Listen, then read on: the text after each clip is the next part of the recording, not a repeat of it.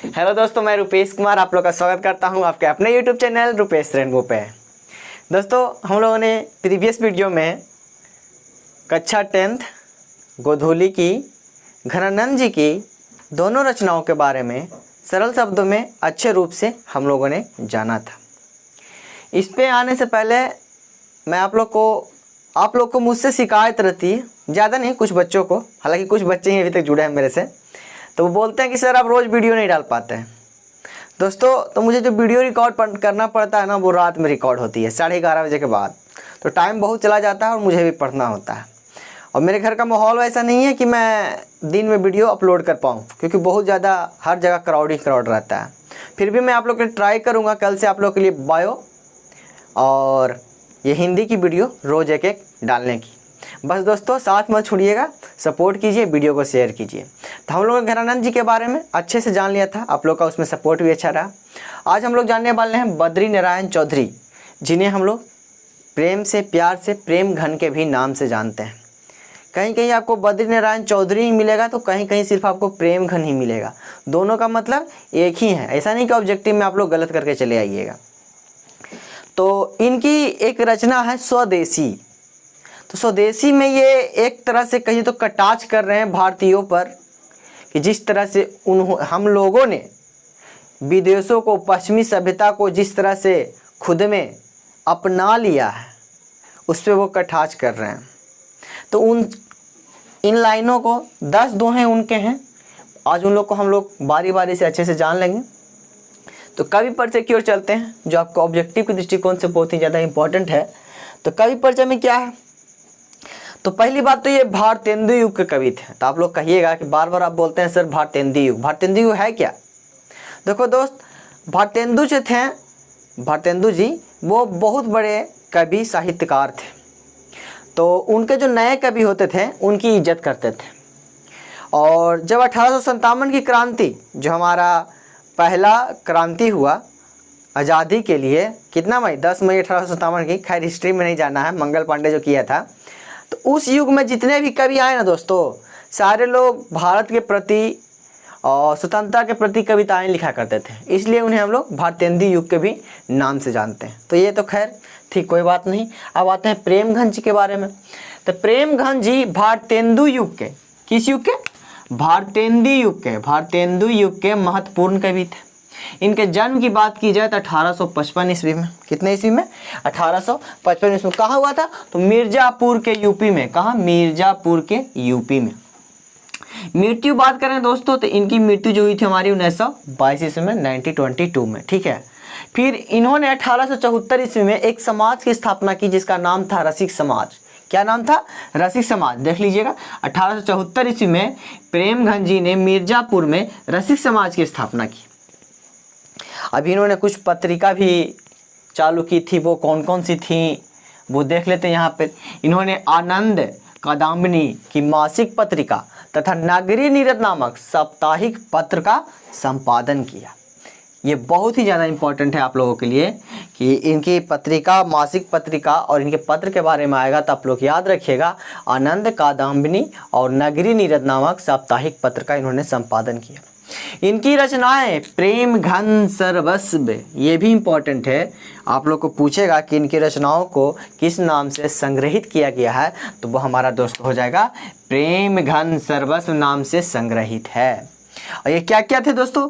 तो ये all in one थे, मतलब सारा इंटरटेनमेंट था इनमें। ये निबंधकार, नाटककार, कवि एवं उसके समीक्षक भी थे, ठीक है। तो ये सारा चीज़ आप लोग को क्लियर हो गया होगा। अब ज़्यादा बोर ना करते हुए सीधे हम लोग आते हैं इस पे, जिनके रचनाकार हैं हमारे प्रेम घन जी, जिन्हें हम लोग बद्री नारायण चौधरी के भी नाम से जानते हैं। तो इस कविता का नाम है दोस्तों स्वदेशी, ठीक है। स्वदेशी किनके द्वारा लिखी गई है? तो प्रेम घन जी के द्वारा लिखी गई है। तो मैं इनको 2 लाइन पढ़ूंगा, मतलब एक दोहा पढ़ूंगा और उसके बाद उसकी हिंदी कर दूंगा। आप लोग इसका अर्थ लिखिएगा, हो सके तो मुझे सेंड कीजिएगा। सेंड करने के लिए क्या कीजिएगा, वीडियो के डिस्क्रिप्शन में जाइएगा, वहाँ पे मेरे इंस्टाग्राम का लिंक मिलेगा आपको, वहाँ पे फॉलो करके वहाँ से आप मुझे मैसेज के थ्रू भेज सकते हो, ठीक है दोस्तों। चलिए आते हैं हम लोग इनकी रचनाओं पे। तो इनका पहला दोहा क्या कह रहा है, आप लोग ध्यान से देखिएगा, मैं इसकी हिंदी कर दूंगा।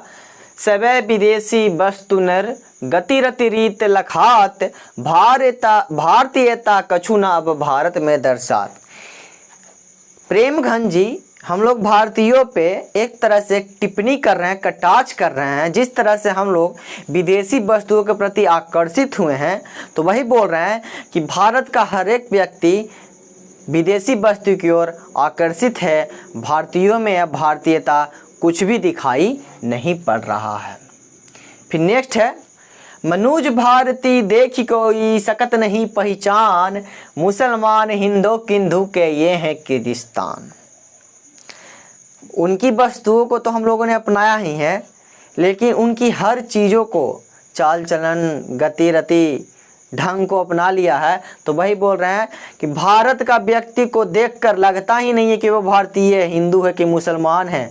सब लोग क्रिश्चियन बनने पे लगे हुए हैं। क्रिश्चियन कहने का मतलब पश्चिमी सभ्यता के लोग। ये देख लीजिए, मुसलमान हिंदू किंधु के ये हैं किर्गिस्तान। कौन मुसलमान है, कौन हिंदू है, जो हमारी जाति प्रथा या धर्म जितने वर्णों में बटा है पता ही नहीं चल रहा है। सब अब एक जैसे लग रहे हैं। यही इनकी है कि मनुज भारती देखी कोई सकत नहीं पहचाना। मनुष्य भारत का व्यक्ति को देखकर कोई ये पहचान ही नहीं सकता है कि वह मुसलमान है कि हिंदू है कि सिख है या ईसाई है। सब लोग क्रिश्चियन बने हुए हैं। यही यहाँ पे बोल रहे हैं। फिर वही बोल रहे हैं नेक्स्ट लाइन में, पढ़ी विद्या परदेश की बुद्धि विदेशी पाई, चाल चलन परदेश की गई इन्हें अति भाई। वैसा ही है, ये बहुत जोर की टिप्पणी कर रहे हैं कि विद्या तो परदेश की हम लोगों ने पढ़ी है, विद्या तो हम लोगों ने विदेशों से पाई है, लेकिन बुद्धि भी हम लोगों की विदेशी हो गई है। क्योंकि चाल चलन भी हमें प्रदेश की ही अच्छी लगती है। चाल चलन प्रदेश की ही हमें अच्छी लगती है। पढ़ी विद्या प्रदेश की बुद्धि विदेशी पाए, चाल चलन प्रदेश की गई इति भाई। और विदेश के ही जितने भी चाल चलन है वह हमें बहुत अच्छी लगने लगी है। ठीक है, फिर नेक्स्ट लाइन की ओर बढ़ते हैं। ठटे विदेशी ठाठ सब बनियो देश विदेश, सपने हूँ जिनमें न कहूँ भारतीय तालेश। चारों तरफ विदेशियों का, विदेशी वस्तुओं का ठाठ बाट लगा हुआ है। ऐसा लगता है कि हमारा देश ही अब विदेश बन चुका है। सपनों में भी हमें भारतीयता नाम मात्र भी कहीं नहीं दिखती, नहीं झलकती। यही दोस्तों एक कारण भी है जिस तरह से हम आज चीन से जूझ रहे हैं दोस्तों। वो इस तरह से हम लोग को हर चीज़ में, हर एक सामान, कोई भी सामान हम लोग 99% चीन का यूज कर रहे हैं। इस तरह से जकड़ चुके हैं कि कहने का नहीं है। तो उसका आज हमारा नेपाल टुच्चा सा देश भी आज हमें आंख दिखा रहा है। पाकिस्तान से तो होती रहती है दोस्तों। तो वही बात है कि ठट्ठे विदेशी ठाठ सब बनियो देश विदेश, सपने जेहू जिनमें न कहूँ भारतीय तालेश। तो हम लोगों को बायकॉट जरूर करना है। बायकॉट का मतलब यह नहीं कि अपना मोबाइल चाइनीज जैसे तोड़ दें, आगे से हम लोग चाइनीज वस्तुओं का इस्तेमाल नहीं करेंगे। ठीक है दोस्तों, खैर ये साइड बातें थी। अब आते हैं हम लोग नेक्स्ट लाइन की ओर। इसमें है, बोल सकत हिंदी नहीं अब मिल हिंदू लोग, अंग्रेजी भाखन करत अंग्रेजी उपभोग। यहाँ पे बोल रहे हैं कि जैसे देखते हैं गांव लोग से लोग विदेश जाते हैं या फिर जॉब करने के लिए, जिसे हम लोग कमाने बोलते हैं, या पढ़ने के लिए, तो वहाँ से आते हैं तो उनका चाल चलन, रूप, ढंग, बोली, भाषा सब कुछ अलग रहता है। तो उन्हीं को वो बोल रहे हैं, अरे भैया तुम तो हिंदी अच्छा से बोल ही नहीं सकते हो, अंग्रेजी में ही अब भाषण करते हो और अंग्रेजी सामानों का ही उपयोग करते हो। बोल सकत हिंदी नहीं अब मिल हिंदू लोग। अंग्रेजी ठीक से अगर आप अभी हिंदू लोग से मिलिएगा तो वो लोग हिंदी अच्छे से नहीं बोल सकते हैं। हाँ, अंग्रेजी में हाय ब्रो, डूड, क्या क्या, नमस्ते, जय श्री राम, राम राम, ये सब बोलने में तो हम लोग को शर्म आती है ना। तो वही बोल सकत हिंदी नहीं अब मिली हिंदू लोग, अंग्रेजी में भाखन करत, अंग्रेजी में ही भाषण देते हैं, अंग्रेजी वस्तुओं का ही उपयोग करते हैं। फिर नेक्स्ट लाइन है, अंग्रेजी वाहन बसन बेस रीति और नीति, अंग्रेजी रुचि गृह सकल वस्तु देश विपरीत। अब यहाँ पे बोल रहा है कि अंग्रेजी में ही भैया वाहन है, कपड़ा है, बेस है, रीति है, गति है, घर है, रुचि भी अपना अंग्रेजी ही अपना लिए हैं। ये बिल्कुल हमारे देश के विपरीत है। ठीक है ना दोस्तों। अंग्रेजी वाहन बसंत वेश रीति और नीति, अंग्रेजी रुचिगिरी सकल वस्तु देश विपरीत। यह हमारे देश के बिल्कुल विपरीत है। ये हमारी देश की सभ्यता नहीं है कि अपनी रुचि, घर, वेश भूषा, खान पान सब कुछ हम लोगों ने पश्चिमी सभ्यता से अपना लिया है, जो हमारे लिए बहुत गलत बात है। ठीक है दोस्तों, तब नेक्स्ट लाइन की ओर बढ़ते हैं। मैं इसे मिटा देता हूँ ताकि मैं आगे लिख पाऊँ। आप लोग बुक निकाल के रखिएगा ताकि वहाँ से भी आप लोग को ये सारी कविताएं अच्छे से दिख जाएं। हालांकि मैं तो लिख ही देता हूँ और PDF लगा ही देता हूँ। वीडियो को पसंद आ रहा हो अगर आप लोग को ये वीडियो, तो दोस्तों आप लोग से यही एक रिक्वेस्ट है, वीडियो को शेयर कीजिए और अगर नए हो तो सब्सक्राइब करना बिल्कुल ना भूलें। हेलो दोस्तों, नेक्स्ट लाइन के साथ हम लोग आ चुके हैं। तो नेक्स्ट लाइन में क्या है, हिंदुस्तानी नाम सुनी अब ये सच्ची लजात, भारतीयता सब वस्तु ही सोये हाय घिनात।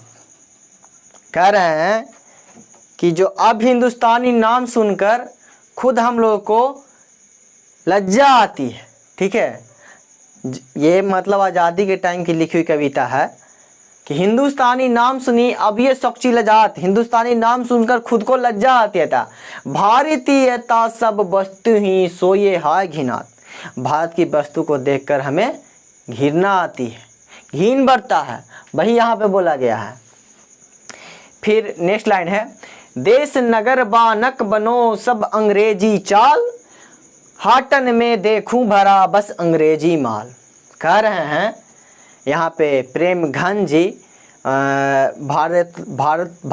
भारत जो है पूरा विदेशी मोहपास में जो उसके लोग बंधे हुए हैं और एक तरह से उनकी वस्तुओं का जो गुलाम बना हुआ है, जैसे अभी हम लोग चाइना के बने हुए थे, तो वैसे ही बोल रहे हैं यहाँ पे कि देश नगर बानक बनो सब अंग्रेजी चाल। नगर अब देश बन चुका है, सारे तरफ अंग्रेजी चाल ही, अंग्रेजी वस्तु ही दिख रही है। बाज़ारों में सिर्फ अंग्रेजी माल भरा पड़ा है, जिधर देखो सिर्फ अंग्रेजी वस्तु दिख रही है। अब लगता नहीं है कि हमारा देश में हमारा कोई सामान है, वहाँ की वस्तु है। फिर नेक्स्ट लाइन है, जिनसो संभल सकत नहीं तन की धोती ढीली ढाली, देश प्रबंध करिएंगे बेयह कैसी खाम ख्याली। यहाँ पे बहुत बड़ी कटाक्ष कर रहे हैं नेताओं पे कि जिनसे तो अपनी तन की धोती ढीली ढाली संभाल ही नहीं सकती है, वे देश का क्या ख्याल करेंगे, वो देश के बारे में क्या सोचेंगे, वे देश के बारे में क्या प्रबंध करेंगे। यह बेकार की खाम ख्याली है, अपने मन से निकाल दीजिए। फिर नेक्स्ट लाइन है जो बहुत ही इंपॉर्टेंट लाइन है, दास वृत्ति की चाह चहु दिशी, चारहू बरन बढ़ाली, करत खुशामद झूठ प्रशंसा मानहू बने डफाली। प्रेमघन जी कह रहे हैं जिस तरह से अंग्रेजों ने उस वक्त हम लोगों को एक तरह से जकड़े हुए था, तो लोगों में दास वृत्ति की इच्छा चाहते हुए भी ना चाहते हुए भी बनी हुई थी। लोग अपने से ऊपर वाले को क्या करते थे, खुशामद करने के लिए झूठ मूठ की प्रशंसा करते रहते थे, उन्हें खुशामद करने में लगे रहते थे। एक तरह से लगता था कि झूठ मूठ का वे लोग ढोल बजा रहे हैं, ढफाली बजा रहे हैं। दोस्तों आप लोग को यह वीडियो कैसा लगा मुझे कमेंट के थ्रू, इंस्टा के थ्रू, टेलीग्राम के थ्रू, फेसबुक पेज के थ्रू ज़रूर बताइएगा और इन सब का लिंक वीडियो को डिस्क्रिप्शन में है। अगर आपका कोई डाउट है तो आप मुझे इंस्टाग्राम पर फॉलो करके वहाँ पूछ सकते हैं या फिर मुझे फेसबुक पेज पर भी कमेंट कर सकते हैं। धन्यवाद। लाइक कीजिए, शेयर कीजिए, कमेंट कीजिए।